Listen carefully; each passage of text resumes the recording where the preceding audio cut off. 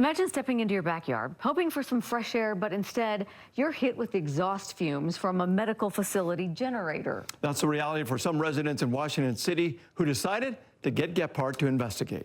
The NDND's neighbors say it's ironic, really. The arrival of a health care clinic has brought health-harming fumes.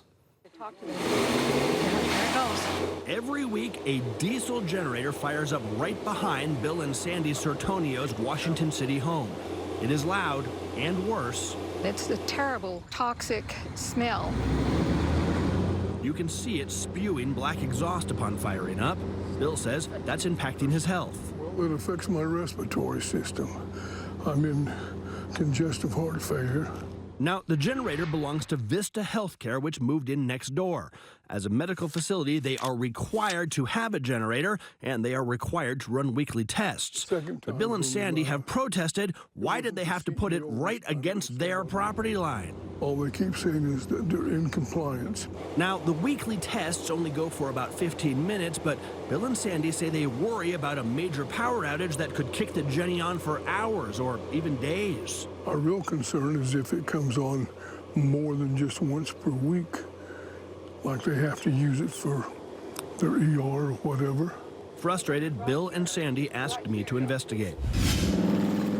I first took it to Utah's Division of Environmental Quality, where they regulate pollutants like those that come from generators. Have you ever tested this one? We have not. Director Bryce Bird says even though they have never tested the generator behind Bill and Sandy's home, looking at the video of it firing up. Looking at that, is there anything that jumps out at you as being okay or not okay? So it actually looks to me like it would be okay.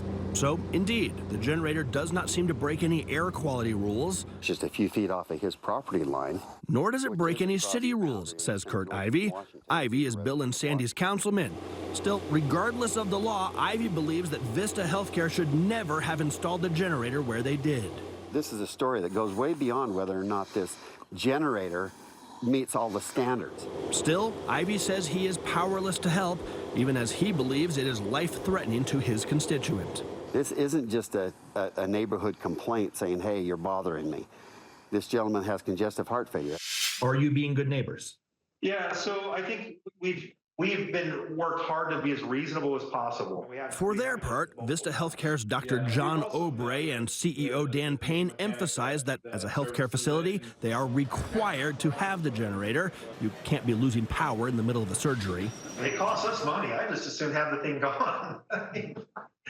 But I know that that's not going to be a good thing if we ever do need it. This is the generator. They showed me on Google Maps how they thought a wall and some trees between the properties made this spot a good spot. We thought we put it in the place that would be the least obtrusive. And moving it at this point would break the bank. There is not an easy way to move it without substantial costs. I pressed the hospital managers, what if the power goes out for hours, days, weeks, and the thing has to kick on for more than those weekly 15-minute tests? I think if that scenario happens, I think the community is going to be so happy to have a facility that's capable of meeting critical health needs that the exhaust will be sort of a secondary concern. I would like to see them move it to a better location. At this point, Vista Healthcare says that is not going to happen. What they have done is moved the time of the weekly tests to coincide with when Bill and Sandy are at church. And Vista Healthcare's managers told me that in all of their years in the healthcare industry, they've never had a situation where a generator has had to come on for an extended period of time, nor do they think the exhaust is a health concern at all for people who are inside their homes. If you've got a problem you want me to investigate, let me know about it. The number 385-707-6153, or you can email me, matt@ksl.com.